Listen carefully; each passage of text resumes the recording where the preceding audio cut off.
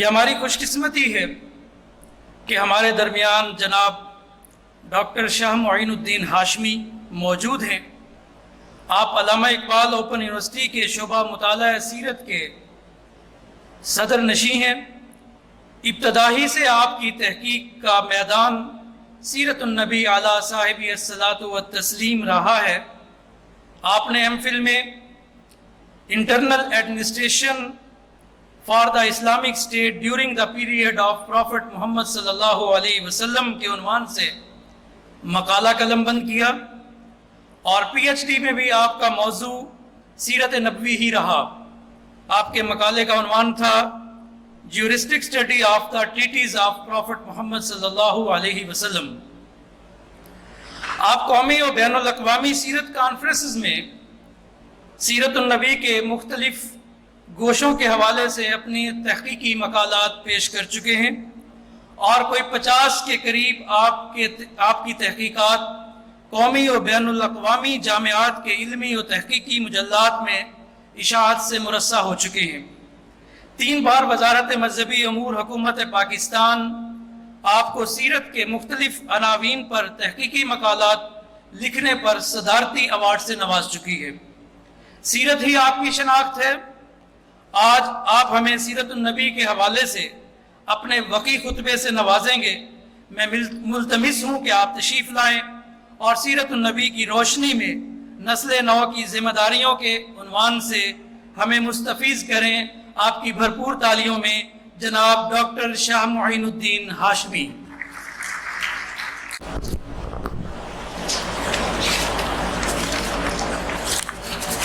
اعوذ باللہ من الشیطان الرجیم، بسم اللہ الرحمن الرحیم، والصلاة والسلام علی اشرف الانبیاء والمرسلین وعلی آلہ واصحابہ اجمعین ومن تبعهم بإحسان إلى يوم الدين وارحمنا معهم برحمتك يا أرحم الراحمين۔ میرے انتہائی محترم و مکرم دین فیکلٹی جناب سید تابش صاحب، پروفیسر ڈاکٹر صدیقی صاحب، اور فیکلٹی ممبران، عزیز طالبات، عزیز طلبہ، السلام علیکم ورحمۃ اللہ وبرکاتہ۔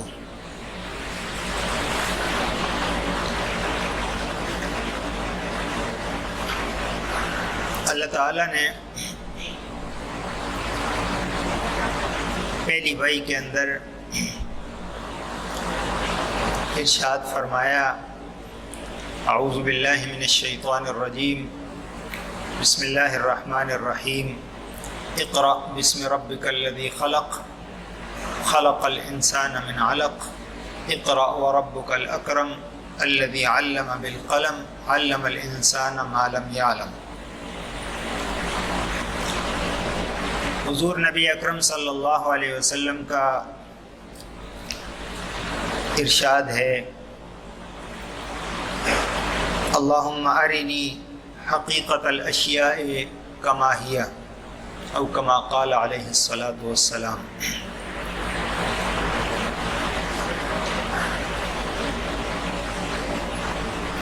میرے پاس 10 سے 15 منٹ ہیں، میں انشاءاللہ پوری کوشش کروں گا کہ چند باتیں آج کے موضوع سے متعلق آپ کی خدمت میں پیش کر سکوں۔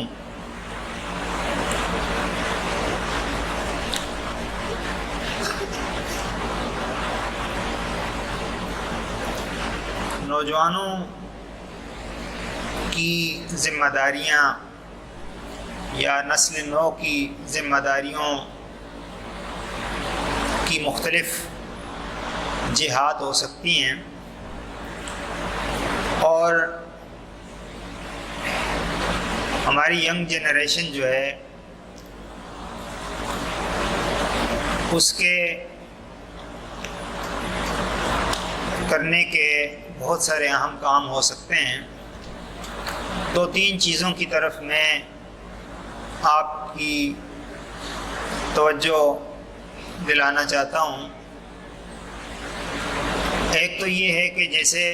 اللہ تعالیٰ نے ارشاد فرمایا، میں نے آپ کے سامنے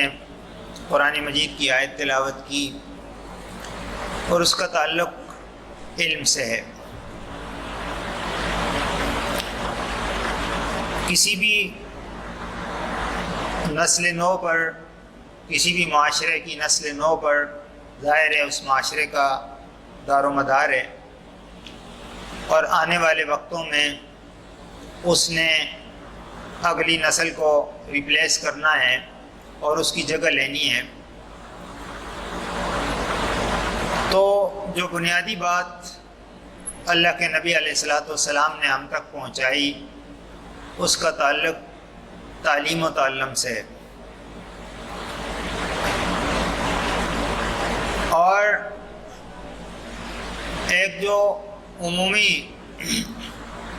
بات یا غلط فہمی ہمارے ذہنوں کے اندر، ہمارے نوجوان کے ذہن کے اندر ہے، اور وہ اس سسٹم کے اندر روبوٹ کی طرح کام کر کے یا اس کے اندر کسی ایک پرزے کی طرح فٹ ہو کر ہم نے اور ہمارے نوجوانوں نے یہ سمجھنا شروع کر دیا ہے کہ جو تعلیم ہم حاصل کر رہے ہیں یہی ایک پیٹرن ہے، اور اس پیٹرن کو فالو کر کے جب ہم اس سے باہر نکلیں گے تو ہم پڑھے لکھے نوجوان ہوں گے۔ اور میرا مقصد یہ کہنے کا ہرگز نہیں ہے کہ یہ پیٹرن غلط ہے یا اس میں نہیں جانا چاہیے۔ میں تو حضور علیہ السلام کی اس حدیث کی طرف آپ کی توجہ دلانا چاہتا ہوں جو میں نے ابھی آپ کے سامنے اس حدیث کا ایک حصہ پڑھ کر آپ کو سنایا، کہ آپ علیہ السلام نے ارشاد فرمایا، اللہم ارنی حقیقت الاشیاء کما ہی، اے اللہ مجھے اشیاء کی حقیقت اس طرح دکھا دے جس طرح کہ واقعی وہ ہیں۔ کہ ہمارا جو جوان ہے، جو ہماری نسل نو ہے، وہ خاص طور پر بالخصوص، بالعموم تو سارے لوگ، لیکن بالخصوص ہماری جو نسل نو ہے وہ اصل تک پہنچے کہ اصل کیا چیز ہے۔ کچھ چیزیں ہم نے یاد کرنی ہیں، کچھ چیزیں ہم نے ایگزامینیشن میں لکھنی ہیں، اور کچھ چیزیں جو ہے نا وہ کچھ ٹولز ہیں جس کو ہم نے استعمال کرنا ہے، لیکن اصل بات کیا ہے؟ وہ جو اصل بات ہے وہ یہ ہے کہ انسان کے پاس ایسا ذہن اور ایسی آنکھ ہو جو اصل چیز کو نکال سکے، اور آدمی اس آنکھ کا مالک بن جائے کہ جس کی نظر سے چیزوں کی حقیقت معلوم ہو سکے۔ اور جو ظاہری چیزیں ہیں، جو نقش و نگار ہیں، ایک چیزوں کی اصلیت ہوتی ہے، ایک اس کا ظاہری رخ ہوتا ہے۔ ظاہری رخ کے اندر ہم اپنی صلاحیتیں، محض ظاہری رخ کے اندر ہم اپنی صلاحیتیں صرف نہ کریں۔ جتنی بھی ہماری ساری صلاحیتیں ہیں یہ چیز کے ظاہری پیٹرن پر ہی صرف ہو جاتی ہیں، اور اس کے جو مقاصد ہیں، اس کی جو حقیقت ہے، اس تک پہنچتے پہنچتے ہماری ساری صلاحیت صرف ہو جاتی ہے۔ اور اقبال کے بقول، نقش و نگار دیر میں خون جگر نہ کر تلف۔ خون جگر جو ہے ہم اپنا اسی میں تلف کر دیتے ہیں، اور اپنی ساری جو کمائی ہے وہ اسی کے اوپر صرف کر دیتے ہیں۔ اس لیے یہی وہ وجہ ہے کہ جو نظریہ ہے یا جو نظریاتی اور معاشرتی اقدار میں گہری شناخت ہے وہ ہمیں معلوم نہیں ہے، وہ ہم اس سے واقف نہیں ہیں، کہ جو ہر چیز کی گہری شناخت ہے وہ طالب علم کو آج معلوم نہیں ہے۔ اور نوجوانوں میں اخلاقی خوبیاں، اخلاقی اقدار اور اس کا درست سمت درست جو سمت ہے اس کی، اور وہ جو درست شعور ہے اس سے ناشنا ہو کر اگر ہم آگے بڑھیں گے، ہمارا نوجوان آگے بڑھے گا، تو محض دنیا کی مادیت اور ان چیزوں کے نام اور وہ چیزیں تو معلوم ہو جائیں گی، لیکن جو اصل چیز ہے وہ ہم سے بہت پیچھے رہ جائے گی۔ اور یہی وجہ ہے کہ ہمارا جو جوان ہے، یہ جو نسل نو ہے، اس کے پاس معلومات کا ایک بڑا خزانہ ہے۔ معلومات بے انتہا، بے پناہ معلومات ہیں، اور وہ ایسی معلومات ہیں جس سے اللہ کے نبی نے بھی پناہ مانگی ہے۔ ایسی معلومات بہت زیادہ ہیں، ایک بڑا گودام ہے ہر نوجوان، اور اب تو میں کہتا ہوں بڑوں کا بھی ایک ذہن جو ہے اب بڑے ایک ویئر ہاؤس کی طرح ہے، جس میں معلومات جمع ہو رہی ہیں، اور یہ اس میں ترجیحات بھی معلوم نہیں ہے کہ کون سی چیز اچھی ہے، کون سی بری ہے، کس کو سر فہرست ہونا چاہیے، کس سے کیا کام لینا ہے۔ اس لیے اللہ کے نبی علیہ الصلوۃ والسلام نے ایسے علم سے پناہ مانگی ہے، اور یہ دعا مانگی ہے کہ اللہم انی اعوذ بک من علم لا ينفع، اے اللہ میں ایسے علم سے پناہ مانگتا ہوں جس کا نفع کوئی نہیں۔ آئے دن جو ہمارے پاس معلومات اکٹھی ہو رہی ہیں، ہمارے سیل فون کے ذریعے سے، ہمارے لیپ ٹاپ کے ذریعے سے، کمپیوٹر کے ذریعے سے، تو ہم ان ظاہری چیزوں کے اندر اپنے آپ کو، ہماری اپنی صلاحیتوں کو صرف کر رہے ہیں، اور جو اصل چیز ہے اس تک نہیں پہنچ رہے۔ اور دوسری چیز جو میں آپ کے سامنے رکھنا چاہتا ہوں، وہ اسی کے ساتھ جو ہے وہ منسلک ہے، وہ یہ ہے کہ جو نوجوان ہے، خاص کر جو یہاں بیٹھا نوجوان ہے میرے سامنے، اس کی ذمہ داریاں وہ بازار میں ایک فروٹ یا ریڑھی لگانے والے سے کہیں زیادہ ہیں۔ ہماری آپ کی مصولیت اس سے کئی گنا زیادہ ہے، اس لیے کہ اللہ تعالیٰ نے ہمیں ایک نورانی راستے پر لگایا ہے۔ العلم نور، العلم نور، یہ جو علم، تعلیم و تعلم کا سلسلہ ہم آگے لے کے جا رہے ہیں، اس کی تو بنیادی جو رخ ہے وہ نور ہے، اور نور کی آنکھ سے جب آدمی دیکھتا ہے تو صحیح چیز نظر آتی ہے۔ اس لیے ہمیں صحیح چیز نظر آنی ضروری ہے، اور ہماری مصولیت بھی اس وجہ سے بڑھ جاتی ہے۔ اس لیے ایک صحابی کا قول ہے کہ ویل للجاہل مرۃ وللعالم 7 مرات، کہ جو جاہل ہے اس کے لیے تو ایک خرابی ہے، اس کا تو ایک نقصان ہے، اور جو عالم ہے، پڑھا لکھا ہے، اس کے 7 نقصانات ہیں، اس کے لیے تو 7 خرابیاں ہیں۔ یعنی جو ایک عام آدمی ہے، جو جاہل ہے، اس کی مسئولیت اور اس کی ذمہ داریاں، اس کی ایک ذمہ داری ہے،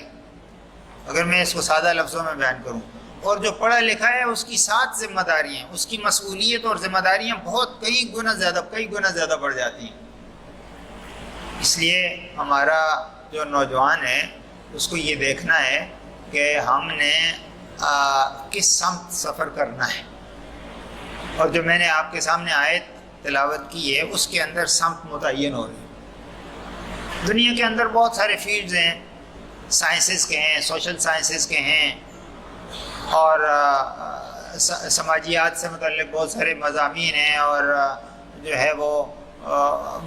مذاہب سے متعلق بہت سارے مضامین اور موضوعات ہیں جن کے اوپر اپنے اپنے شوق اور ذوق سے نوجوان پڑھ رہے ہیں اور اس میں آگے بڑھ رہے ہیں۔ لیکن جو بات جو حضور علیہ السلام نے پہلی وحی کے اندر ہمیں بتائی ہے، وہ یہ ہے کہ آپ جس فیلڈ کے اندر بھی ہیں، تعلیم و تعلم کا فیلڈ ہے، اس کے اندر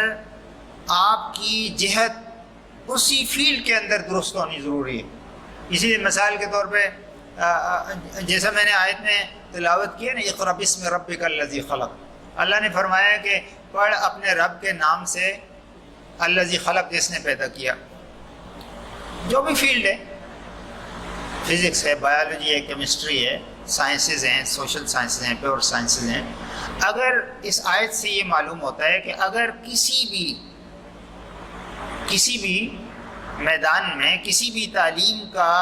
کے ساتھ اللہ کا نام نہیں جوڑیں گے تو وہ انسانیت کی تباہی کا باعث بن جائے گی۔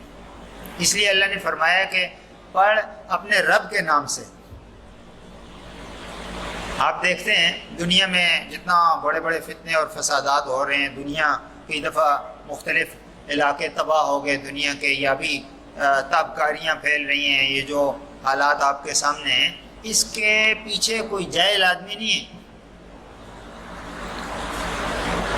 اس کے پیچھے کوئی جاہل آدمی نہیں ہے، پڑھے لکھے لوگ ہیں۔ اور یہ صرف مسئلہ یہ ہے کہ وہ جو پڑھے لکھے لوگ ہیں ان کی تعلیم میں بسم ربک الذی خلق نہیں ہے۔ اگر وہ اپنی تعلیم کے سلسلے کو بامقصد بنائیں اور اللہ کے نام کو اس کے اندر شامل کریں، اور وہ جو العلم نور نور کی آنکھ سے جو ہے نا وہ آگے بڑھیں، تو یہ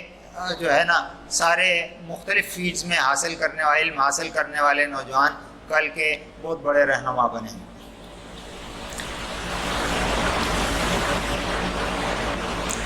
اور تیسری اور آخری چیز جو میں نوجوانوں کے گوش گزار کرنا چاہتا ہوں وہ یہ ہے کہ آپ کا تعلق جس بھی میدان سے ہو، جس فیلڈ میں بھی آپ کام کر رہے ہیں، پڑھ رہے ہیں، بچیاں ہماری پڑھ رہی ہیں،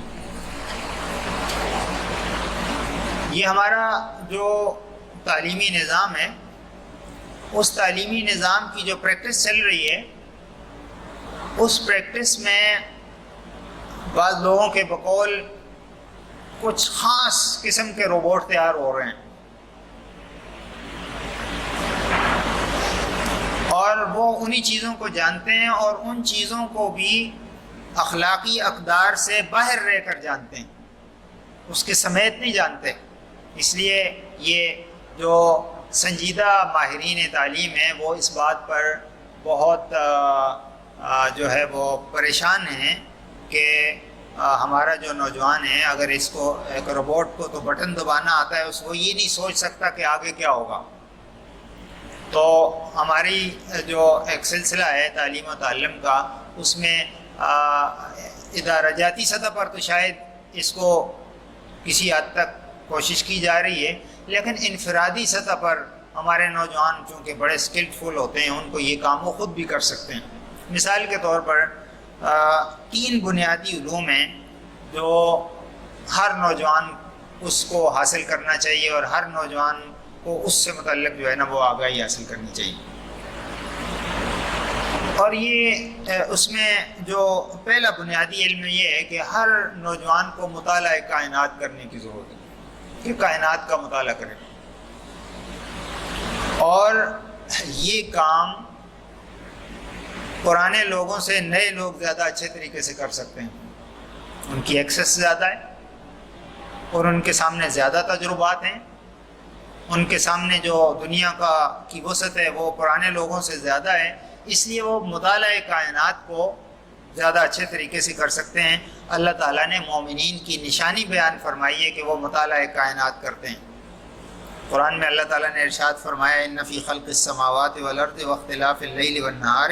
لآیات لأولی الالباب، اور اسی میں وَيَتَفَكَّرُونَ فِي خَلْقِ السَّمَاوَاتِ وَالْأَرْضِ، وہ فکر کرتے ہیں زمین اور آسمان کے اوپر اور ان چیزوں کے جو اللہ تعالیٰ نے بنائی۔ تو یہ ہے مطالعہ کائنات۔ ہر نوجوان مطالعہ کائنات جب کرے گا، اس کے بعد وہ سارے نوجوان ایک ہی نتیجے پہ پہنچیں گے، اور وہی نتیجہ مطلوب ہے۔ اور دوسرا علم جو اسی کے ساتھ منسلک ہے وہ بھی کائنات کا حصہ، وہ یہ ہے کہ مطالعہ نفس انسانی، کہ ہر نوجوان اپنے آپ کو سوچے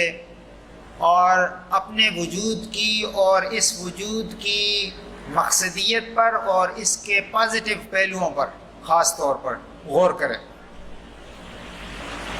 کہ میں ایک ینگ آدمی ہوں، نوجوان آدمی ہوں، مجھے کیا کرنا چاہیے، میں کیسے اللہ تعالیٰ نے مجھے کیوں بنایا ہے، اور ایک بزرگ آدمی کی نسبت میری فعالیت اور حرکیت کیا ہونی چاہیے، میں کس طرح کے کام کر سکتا ہوں جو ایک بڑا آدمی نہیں کر سکتا۔ یہ اور اس طرح کے کچھ سوالات خود آپ کے ذہن میں پیدا ہونے چاہیے۔ اور اس پہ پھر آپ سوچ و بچار کریں، اور کیونکہ اللہ تعالیٰ نے بھی اسی کی طرف ارشاد فرمایا فی انفسکم افلا تبصرون، کیا نہیں دیکھتے تمہارے نفسوں کے اندر تمہارے اندر ہم نے کیا رکھا ہے؟ یہ بھی مطالعہ کائنات کا حصہ ہے۔ تو یہ ہمارا نوجوان، یہ دوسرا سوال ہے جس پر اس نے علم حاصل کرنا ہے۔ اور تیسرا جو موضوع ہے جو ہمارے نوجوان کو پتہ ہونا چاہیے، اور تیسرا جو سوال ہے اس کا جواب ہمارے نوجوان کو جو معلوم ہونا چاہیے، وہ ہے مطالعہ تاریخ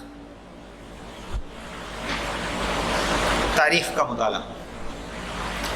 مجھے یہ پڑھ کر بڑی حیرت ہوئی کہ جو ترقی یافتہ ممالک ہیں ان کی جو یوتھ ہے، ترقی یافتہ ممالک کی جو یوتھ ہے وہ اپنی تاریخ سے واقف نہیں ہے، اور ان کو جان بوجھ کر ان کی تاریخ سے ناواقف رکھا گیا ہے۔ کیوں؟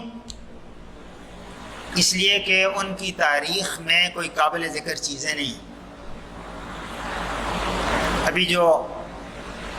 ایک پورے ملک میں ایک وہ جو ڈرامہ بہت دیکھا گیا اور سب جانتے ہیں، اس پہ مختلف قسم کی ملی جلی آراء آئی ہیں، کسی نے کہا جائز ہے، کسی نے کہا ناجائز ہے، وہ تو اس کا ایک الگ پہلو ہے۔ لیکن کسی نے کہا کہ یہ مسلمان نئی نسل کو نہیں، جو بہت لبرل لوگ ہوئے جنہوں نے کہا نہیں یہ چیزیں ان کو نہیں پتہ ہونی چاہیے، اور کسی نے کہا نہیں پتہ ہونی چاہیے۔ اس میں بنیادی کیا چیز ہے؟ تاریخ۔ یورپ کے پاس، امریکہ کے پاس، جرمنی کے پاس بربریت کی تو کچھ تاریخ ہوگی، لیکن جو خوبصورت اور زبردست قسم کی تاریخ مسلمان کی ہے وہ کسی کے پاس نہیں۔ اس لیے یورپ اور امریکہ نے اپنی نوجوان نسل کو اس تاریخ کے پہلو سے دور رکھا ہے، اور یہ نعرہ دیا ہے کہ ہم نے بس آگے دیکھنا ہے، آگے دیکھنا ہے۔ یہ ایک ایسا خوبصورت نعرہ ہے کہ جس میں وہ بہ گئے، اور وہی نعرہ وہاں سے ٹرانسفر ہو کر ہمارے نوجوانوں میں بھی آ رہا ہے، اور ہمیں بھی یہ نوجوانوں کو بتایا جا رہا ہے، ہمارے نوجوانوں کو، کہ جی آپ نے پیچھے نہیں دیکھنا، اب آپ نے آگے دیکھنا ہے۔ جب تک کوئی کنیکٹیوٹی نہیں ہوگی پیچھے اور آگے سے ربط نہیں ہوگا آپس میں، تو بہت ساری چیزیں ایسی ہوں گی کہ جو بہت سارے خلا ہوں گے جن کو ہم پار نہیں کر سکیں گے، بہت ساری چیزیں ہوں گی جو ہمیں سمجھ ہی نہیں آئیں گی، بہت ساری چیزوں کے بہت سارے فیصلوں کے لیے ہمیں پرانی بنیاد کی ضرورت ہوتی ہے، وہ ہمارے پاس نہیں ہوگی۔ اس لیے یہ ضروری ہے کہ ہمارا جو نوجوان ہے وہ اپنی تاریخ کو اچھے طریقے سے پڑھے، اور تاریخ کا وہ حصہ جس پہ میں آج بات کر رہا ہوں، یا جس سے کی نسبت سے آج یہاں پر بات کی جا رہی ہے، اور یہ ہم سب لوگ اسی نسبت سے یہاں پر بیٹھے ہیں، تاریخ کا وہ حصہ، میری مراد ہے رسول اللہ صلی اللہ علیہ وسلم کی تاریخ، رسول اللہ صلی اللہ علیہ وسلم کی سیرت۔ تاریخ کا یہ حصہ ہمارا لازمی مضمون ہے، چاہے آپ کی کورس ورک میں یہ چیزیں شامل ہوں یا نہ ہوں، آپ کے نصاب میں یہ چیزیں ہوں یا نہ ہوں، لیکن یاد رکھیں یہ ہمارے لیے لازمی مضمون ہے، رسول اللہ صلی اللہ علیہ وسلم کی حیات طیبہ کو جاننا، اور اس کو جانے بغیر نہ کوئی قرآن مجید کا علم حاصل کر سکتا ہے، نہ حدیث کا علم حاصل کر سکتا ہے۔ رسول اللہ صلی اللہ علیہ وسلم کی تاریخ کا علم اور آپ علیہ الصلوۃ والسلام کی سیرت کا علم، یہ ہر نوجوان کے لیے لازمی مضمون ہے۔ اگر نوجوان اس کو اپنے لیے لازمی مضمون قرار دے دے، دیکھیں ہم نے خود اپنے لیے لازمی مضمون قرار دینا ہوتا ہے کہ جی یہ چیز میں نے پڑھنی، تو میرے خیال میں جو نسل نو ہے اس کو اپنی ذمہ داریوں کا خود ہی احساس ہوگا، زیادہ بات کرنی نہیں پڑے گی۔ میں معذرت خواہ ہوں اگر میں نے کچھ جملے زیادہ کہے ہیں، اللہ تعالیٰ میں اس پہ عمل کرنے کی توفیق نصیب فرمائے۔ وآخر دعوانا الحمدللہ رب العالمین۔ سب کا بہت شکریہ۔